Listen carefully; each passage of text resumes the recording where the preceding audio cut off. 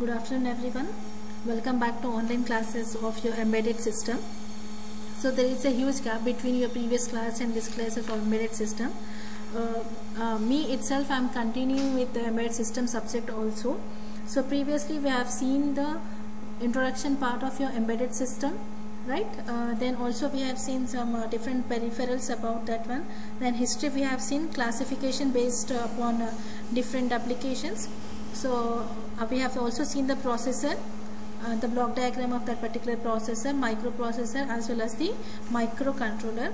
So before moving to the next topic of your embedded system, we'll just once revise what we have seen, or just the basic definition of your embedded system also. So what was the embedded system? The previous class what we have seen, I hope everyone knows clearly about embedded system. So an embedded system is the combination of your hardware as well as the software. Yes, ma'am. So embedded system is the combination of your hardware and software with some attached peripherals to perform some specific tasks or the narrow range of tasks with the restricted sources. It completely depends upon you or the application that you are going to prepare. You can change the peripherals. Either it may be if you are using any one or two peripherals for a smaller application, when it comes to your smaller cars, remote control cars, they are also embedded system. When you are going for a huge application like for communication purpose or from robotics, something, they will be using lots of peripherals in that one. So it's nothing but the combination of your hardware and software with some attached peripherals to perform all the specific tasks. Either it may be a narrow range of tasks or a wide range of tasks. So it also consists of so in technicality, if you define your embedded system, then we can say that it is a microcontroller based, software driven, reliable, real-time control system. Yes, in terms of your technicality, so we can define what is an embedded system. It is microcontroller based, software driven, reliable, real-time control system application. So your embedded system definition you can give either it as a combination of hardware and software with attached some peripherals. Either you can say it as microcontroller based, software driven, reliable and real-time control system. So we have seen this in your previous class. So we have seen what is an embedded system, where you are going to use what is the block diagram that you will be having. We are having some disturbance here, no? So that is the block diagram. Then we have seen clearly discussed about what is the block diagram and all, and we have also gone through the differences between the general purpose computing system as well as the embedded system. Clear? So we have also seen the history of the embedded system. So very first it was recognized as the modern embedded system, and the very first embedded system device that was manufactured, it was called as Apollo Guidance Computer. I hope you all remember the first embedded system, which was developed by Charles Draper at the MIT Instrumentation Laboratory, and it is called as your AGC. That is nothing but Apollo Guidance Computer. That was having two different modules that we have seen. One is your command module, command module, and lunar excursion module. So we have seen what was the ROM size of that particular one, what the clock frequency we have used over there. Okay, in previous video I have discussed it very clearly. I have be giving the links of that particular videos also. Please just go through with all that videos so that it will be clear for you people for the next topic. So next one we have. So here we have also seen the classifications of the embedded system. So your embedded systems are categorized based on the generations, based on the complexity and the performance what is required, based on the discriminating behavior and the triggering. So on that basis we have seen three what we'll say categories of your embedded system: small scale, large scale and the medium scale categories, which completely depends upon the microprocessors, what are the extra peripherals that you have used, which bits of peripherals you have used.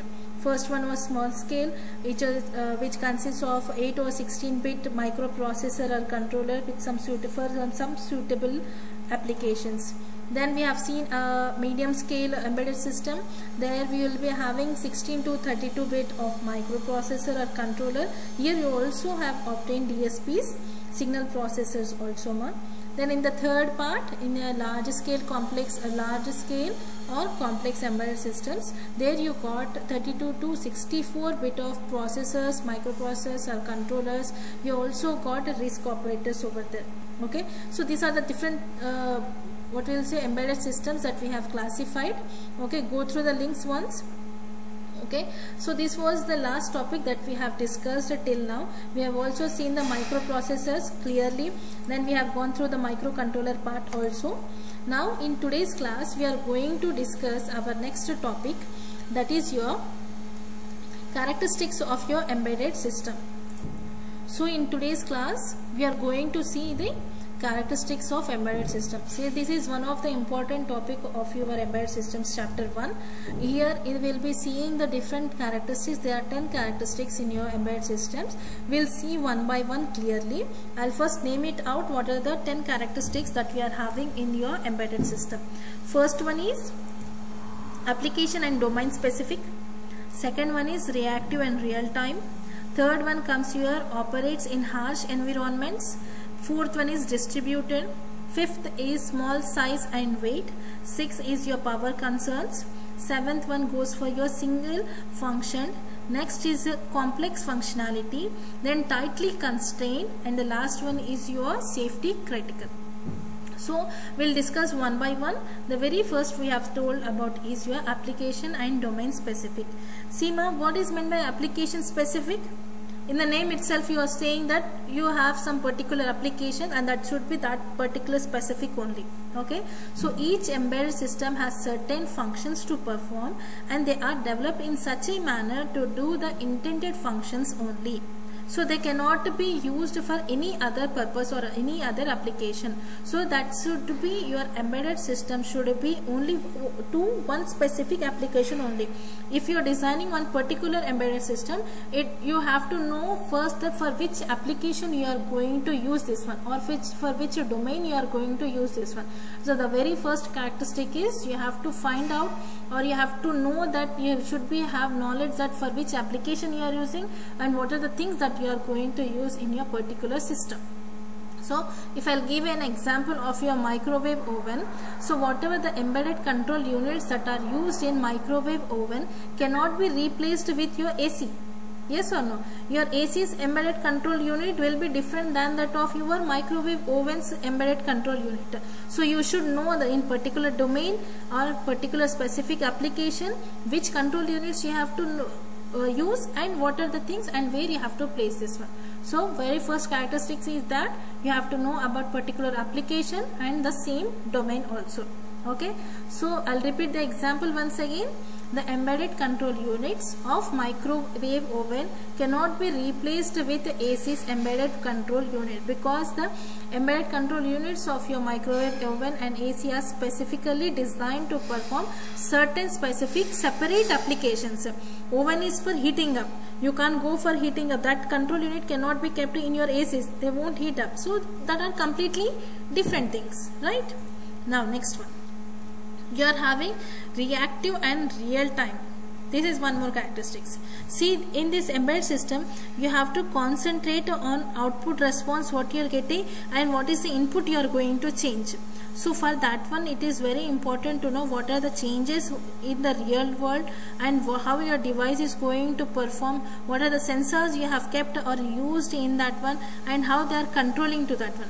So embedded system produces changes in the output in response to changes in the input. So they are referred to as reactive. Why we are saying reactive?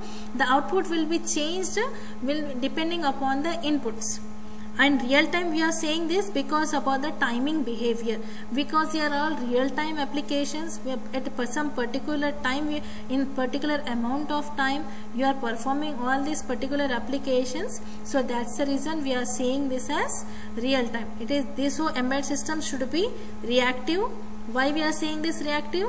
Because whenever the input is changing, your output should compulsory will be changed, should be changed. That will be done. So that's the reason we are saying that it is reactive.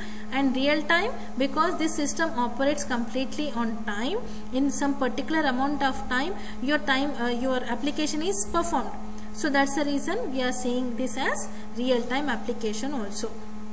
Okay, the example for that one are embedded system which are mission critical, like flight control system, where anti-lock brake systems, ABC, etc. that are used, because whenever according to atmosphere, whenever you are going to change your flight control systems will be changed, that particular brakes will also be reacted. So these are reactive and real time. Within the time, depending upon the inputs, the output will be changed. Clear? The second one, third one, operates in harsh conditions or in harsh environments. What do you mean by harsh? See, in some applications we prepare an embedded system so where that should be used in high temperature. Okay, like they should be kept in some sun attracted areas or something where you will be using in high temperature areas.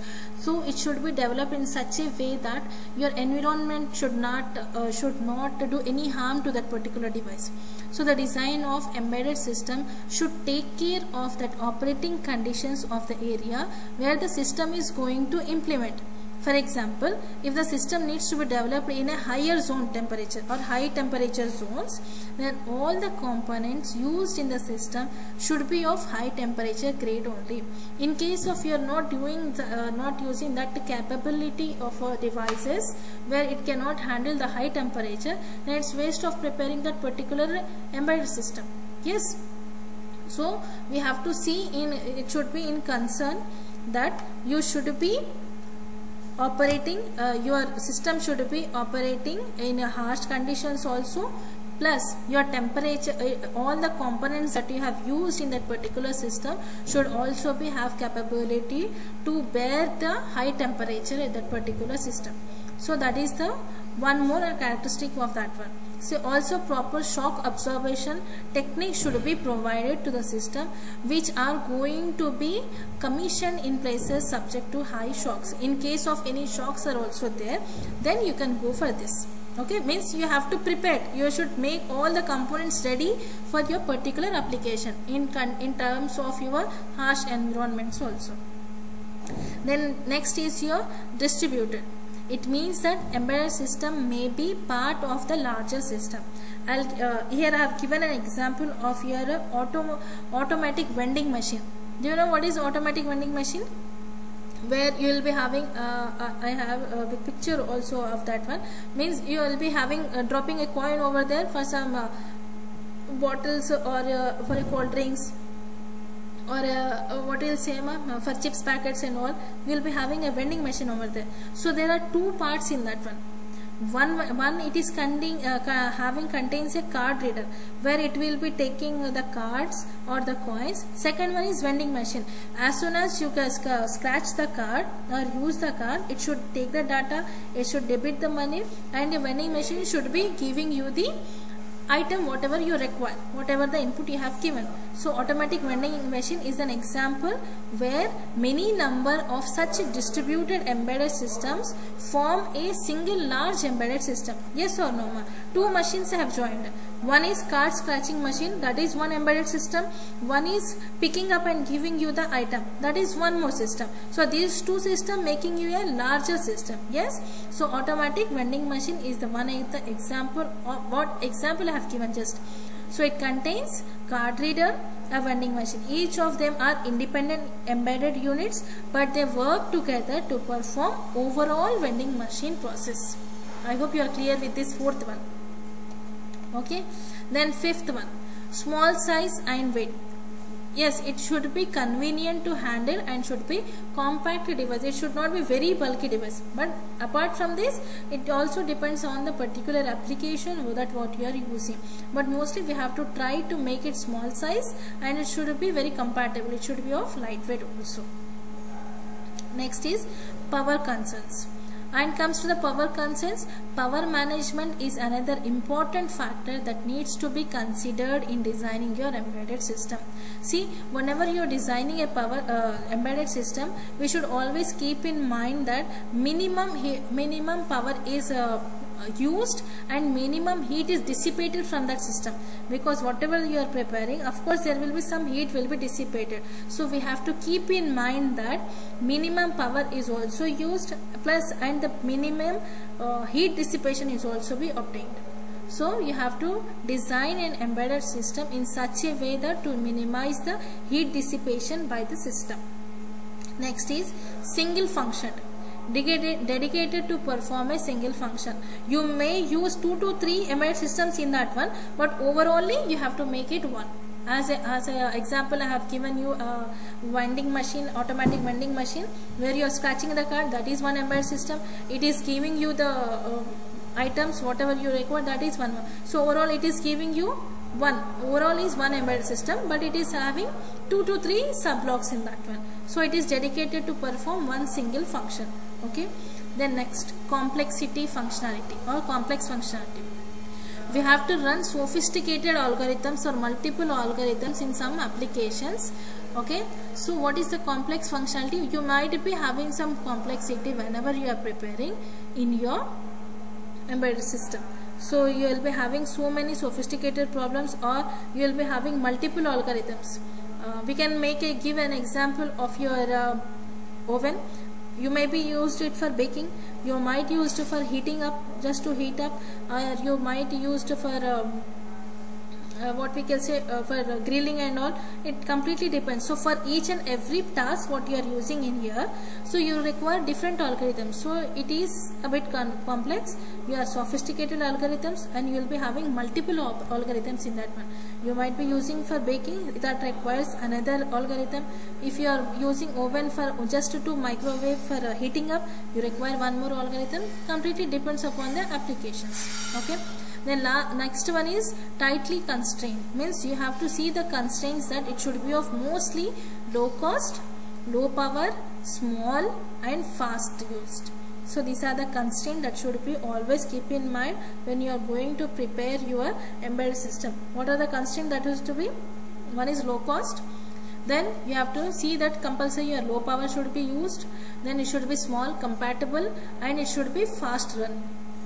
And very last but very important is that you must not endanger human life and the environment. Whatever the embedded system you are going to prepare, it should not cause any harm to your human life. That is the important factor that you have to keep in mind whenever you are going to prepare your embedded system.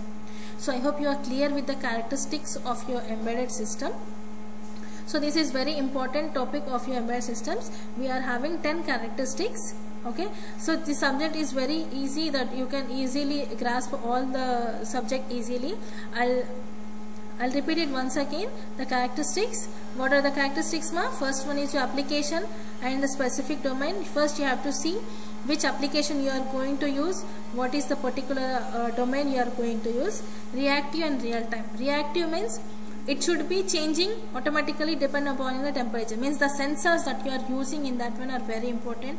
And real time means within the time, when it's a particular standard time, you are given some particular amount of time to perform the particular task, we are using that one. So it is reactive and real time. Okay, these are the characteristics. It is application specific, it is real time on reactive, and operates in harsh conditions, because you have to see that components whatever you are using, they should be able to handle in every atmospheric condition. Okay, then it should be distributed. It should be distributed, nothing but number of embedded systems combined together, giving one particular application. Okay, you can also take an example of ATM machine. First it is taking the card, reading the card is one embedded system, giving the money out to us is one more embedded system, but overall application is only one, ATM. So that is also one example. Distributed, number of embedded systems but gives only one specific application. Small size and weight, that should be must. Then single function, it should give one particular application. Complexity should also be depending upon the different application. There will be so many algorithms used. Tightly constrained on cost, power, it should be fast and should be of weight, less weight. Then safety, because it should not endanger any humans. So these are the characteristics that we have seen of your embedded system. So in next class we will be seeing our next topic. Okay, so in the next class we will be continuing our quality attributes of your embedded systems. Means what are the requirements separate from your embedded system, separate from all your technical components. That we will be seeing in the next class. I hope you are all clear with this characteristics of your embedded system. Please go through the last videos also, so that it will be clear for your people. Okay, in case of any doubts, ma'am, please do let me know, and watch all the videos clearly. Thank you.